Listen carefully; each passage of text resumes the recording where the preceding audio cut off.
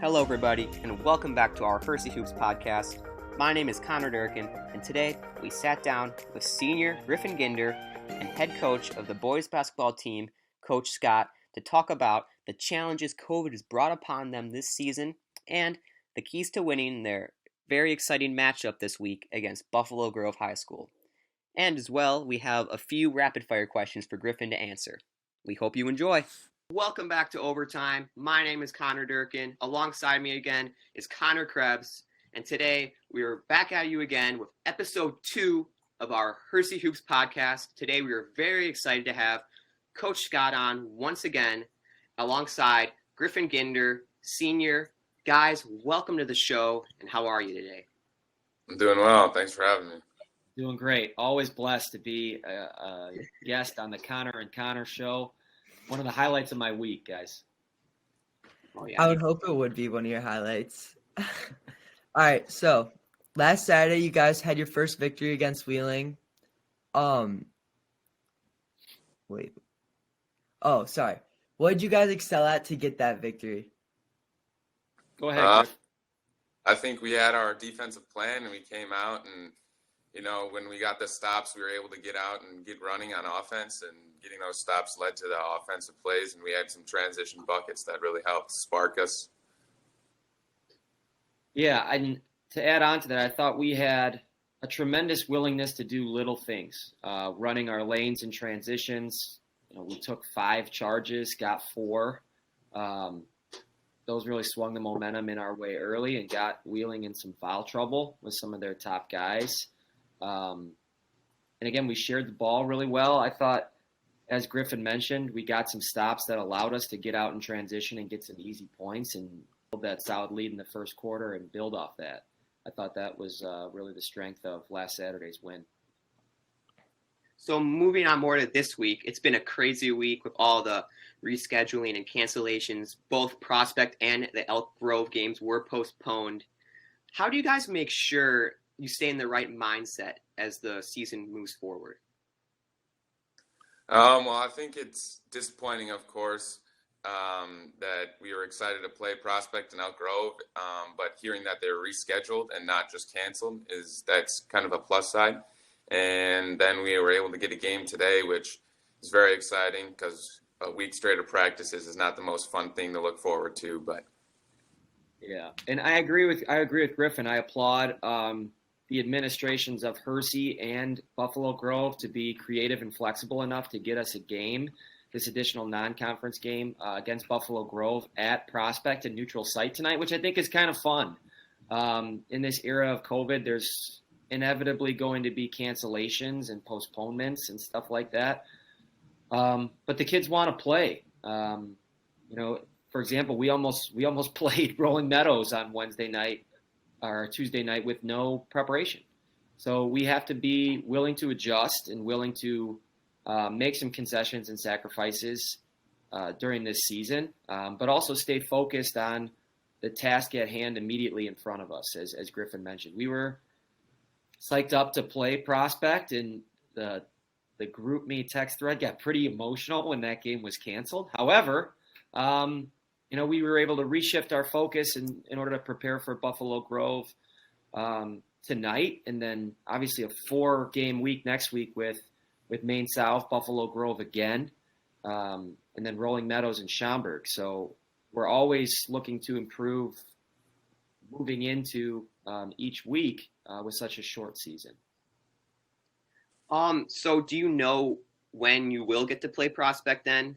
I know you play later twice, but for the game that was canceled, at least, do you know when you're going to play that one? Right. I talked to Coach Camardella yesterday. The game is rescheduled for a Monday. So we are going to play them again. It might not flow entirely cohesively with the MSL schedule and playing everybody once and then playing everybody a second time, but we will play Prospect twice, which, if you asked our guys, that's all they want is to play each division school twice and have a chance. It could be twice on the same day or on back-to-back days. They just want to have 2 opportunities to play. Coach, and then would you say it's definitely at least hectic with all the different levels playing at all the different places, like freshman here, sophomore here, varsity here, all that?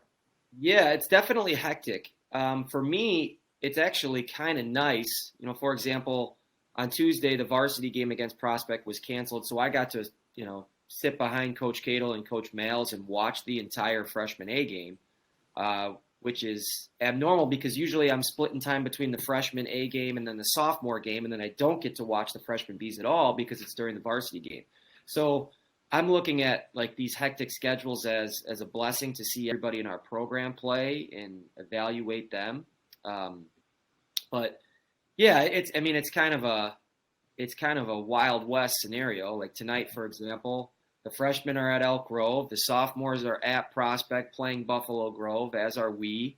So it's texting Coach Cadle and Coach Males figuring out how they did, watching the sophomore game, and then knowing that you're going to play them again on Tuesday. Yeah. It's a unique situation with a lot of unique challenges that are specific to this year. But again, we're just trying to embrace that and make the best out of it. So Griffen, from an athletic standpoint, how have you guys dealt with all these cancellations? I assume they must be really frustrating, right? They are, yes. And so, like Coach said, we just want to play. So whether it's a practice that day or whatever, it's trying to attack that moment. And as Coach says, good players adjust. And so whether it's practice game, you're just trying to focus on that day, getting better and getting the team better for whenever a game may come. So for all of COVID in general, what would you say has been the hardest adjustment? Probably gym space, because you just can't get inside places, and whether they're taking your temperatures or you got to pay or whatever, you have a membership, there's just not many places that you can get inside to shoot. And you mentioned a week full of practices. What have you guys been doing to make sure you're staying sharp? Coach is good at changing it up. We'll have competitive things on Tuesdays, Thursdays, and Wednesdays, Fridays are a little more slower at breaking stuff down, skill-based, and so Coach changes up the practices, which is good mentally. So assuming everything stays on schedule, you guys will play BG tonight at Prospect in a non-conference game. How do you plan on guarding stellar guard Cam Kraft? I'm sure you've heard that one all week, but... Well, a guy like Cam Kraft, who's a tremendous player, is never a one-person matchup.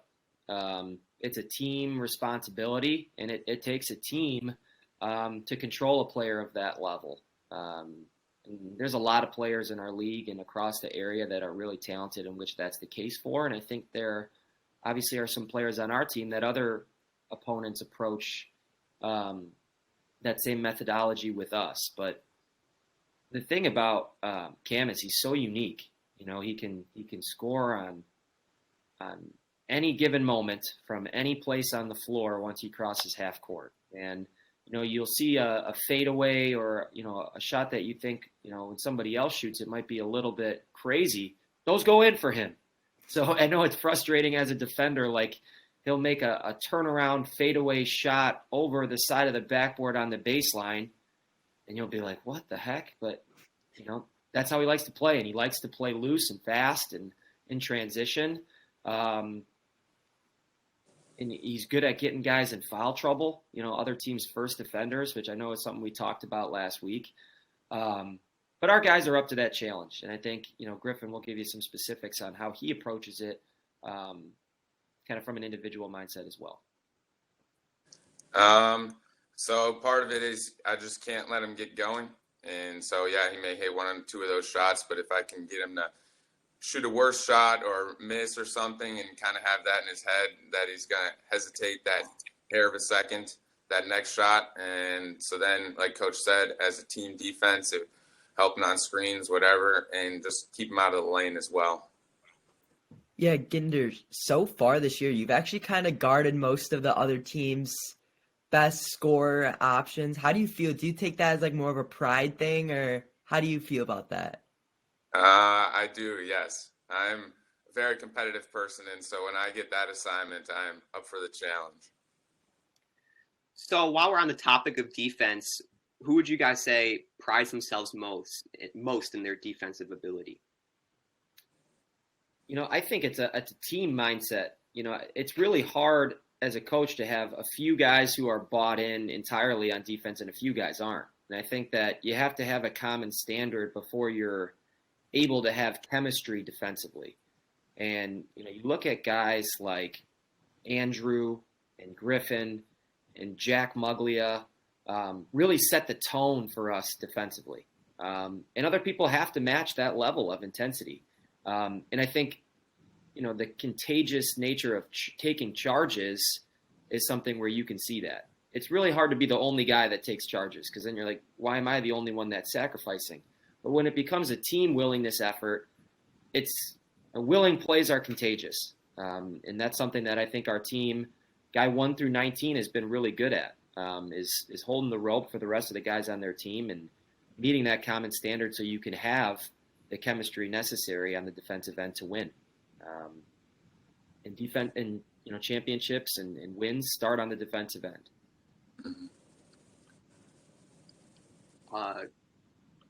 Krebs, you want to take the next one?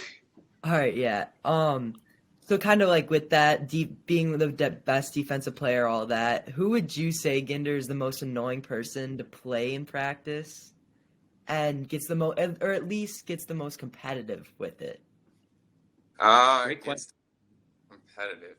Well, there's everyone has their moments. I mean, some guys like Randall and Drew, with their length, they're kind of annoying to have on me because you may be turned or pivoting or whatever, and their long arm comes and pokes from behind or something. And Muglia is always physical. Andrew, he's all over the ball. And then there's times where Wolf can be physical and he kind of gets you he takes charges a lot, and Ethan talks a little more, so he could be one of the more competitive ones, or he shows it more like that. So it all just depends. So as of right now, at least, you guys got lots of games coming up next week. Like you said, I think you said 4 games in a row, and that's a lot of basketball. So I'm just curious, in your opinion, what are some keys to staying well-rested when you have a busy game schedule like this upcoming week? Well, with us being online, or I am not going in person right now, it's easier to stay off my feet on those game days and even on the other days. And so I'm not walking around, and that keeps some of the load off. And so then you're prioritizing your therapy, whether it be with Mr. Bacon or stretching or whatever, and just eating healthy and a lot of sleep. Yeah, I mean, I wish I knew more. Like, I ask these guys how they feel, and they're always like, "Oh, I feel good, I feel okay." All right, so that's an individual responsibility. I do encourage they take ice baths every day after practice, which they've come to enjoy. I think it's even a little bit of a camaraderie experience. You walk into the training room, and there'll be a couple guys in there and enjoying the cold together. So I think they do a good job knowing themselves and knowing their bodies and how to reach optimum performance with their bodies and taking care of that. And I think Mr. Bacon is the best in the business at just instilling that it's got to be outside of practice time. It's got to be before or after or during the school day or during your lunch. And he does such a great job of being available and making the training room available for these guys. Yeah, and like Durkin just said, a lot of games in a row, and these games are tough non-conference, conference, and this week none of the games are home games. You have BG at Prospect, which is not conference game. Then you guys travel to Maine South on Monday, and then Tuesday you have BG as a conference game at BG. So what do you think is the biggest difference going to that many away games and keeping performance at 100%?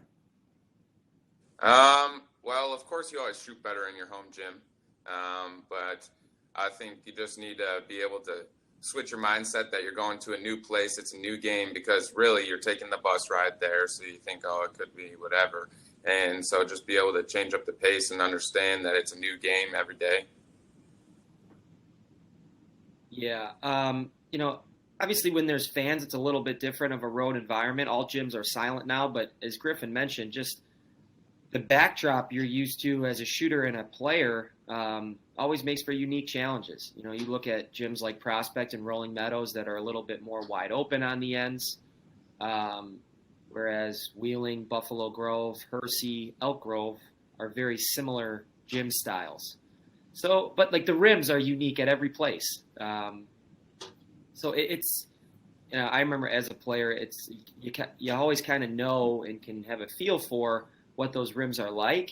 But it definitely makes for a unique challenge when you go on a 4-game road streak, technically 5 if you're counting tonight. It's a lot of time away from the Carter Gym. We love the Carter Gym. So it's good for us, though. It's good for us as a team growing. Yeah, and once again, you play BG twice. Do you think that will change how that second game turns out from the first game and knowing each other's strategies going into it or whatever? Yeah, a little bit. I mean, I think we'll obviously make adjustments after tonight, based on what goes well and what areas we can shore up and improve. But I think both games will be really competitive and close and physical, just like a standard MSL game. I think it's it's obviously non-conference in its notation, but both teams really want to win. I don't think Hersey kids like losing to Buffalo Grove, and I'm sure Buffalo Grove kids don't like losing to Hersey. So, and that goes for every team in our league. A lot of these guys went to middle school together at Thomas, and have known each other or played at Hasbrook in the spring and summer of last year. And there's some deeply entrenched rivalries there that are good for our conference, certainly. Yeah, and then Ginder, you're committed to play basketball, Wisconsin lacrosse. What are you most excited, would you say, for the collegiate level? Go Eagles. Most excited for just the playing with the athletes, because in college there's kids that want to play. That's why they play in college and choose to play for another 4 years, is because they really want to play. So playing with and against those kids, and kids that may have been the best at their school and are now playing in college, and so now everyone's kind of the top dog or whatever, and being able to play against those kids as well. All right, guys, that wraps up the scripted portion of our podcast, and now it's time for the unscripted. Do I get any unscripted questions this week, Krebs? I mean, I'll put together for next week a special unscripted part for you. There, I'm a spectator in this one. This is my favorite part, as you guys know. I love to see these guys on the spot, making quick decisions. All right. We have a few from last year's podcast with me and Max to start it off. Our first one is, Griffen, if you had a walkout song, what would it be? Thunderstruck. Okay. I like that. A lot. Gotta love it. What is your pregame meal? I usually have 3 eggs, 2 pieces of toast, and 2 sausages. People kind of laugh at me that's my pregame meal, that I have breakfast, but I don't know. Once I eat that, I'm in the mental state of it's go time. This was a late ad requested by Coach Scott. This one's also from last year. Griffen, who is your celebrity crush? The 2K girl, Rachel Demita. I don't know if I said that correctly. I know exactly. Yeah. I do. Everyone okay, loves so she's animated. This is an animated person. No, she's real. She's real. She's 3-dimensional. Can we get a confirmation on that, Real Krebs? person. She's a real person. Okay, fair. I think she used to play in the WNBA. Do you guys know? I have no idea. I just know she's the person at 2K. I could have She's sworn. been to celebrity games and stuff, but I don't know outside of that. Yeah, she does go to celebrity games. I'm out of the loop in the 2K world. No console for me right now, so I might have to do a Google search to find out some recon on this, but it sounds like a good choice. If you had to pick or play one sport other than basketball, what would it be? Baseball. Oh, yeah. Sorry. Since you're a senior, I was wondering, what is your most memorable moment for playing Hersey basketball? Last year, Meadows at home. That was it. Oh, yeah. That was a fun moment. Yeah, that was a great game. Sure, you were on the call. You were on the play-by-play. That's One by of the most far legendary calls. One of the most legendary calls in Hersey Dispatch history. that is definitely by far my favorite game. Like out of anything I've announced, that is my favorite one I've announced so far. For sure. Ginder, who's your favorite college basketball program?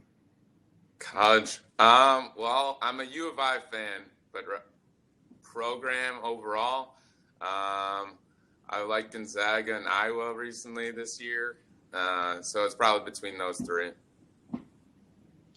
Who is your favorite NBA player of all time? Of all time. It can be a current player too, if you want. I can't really pick one because it's between Kawhi and KD. I think the Kawhi, his quietness and his defensive mind, and then KD, he's just unguardable.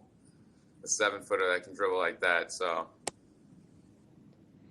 All right, and yeah, last question. Favorite coach of all time? Ooh. Could it be someone I had or? I think I know the answer to this. Yeah, sure. We could do someone you had if you want. I was just thinking like NBA, college, whatever. Just it could be anyone you've had either. Yeah. When I was in 7th grade at St. Peter, St. my Peter. grandfather and my dad were our coach for the varsity basketball, and so that was the coaching staff. So that was one of the most fun. And That's what I would have guessed. They're intense, and of course, with me being blood, they were always yelling at me versus some of the other kids, but that just got me better. So.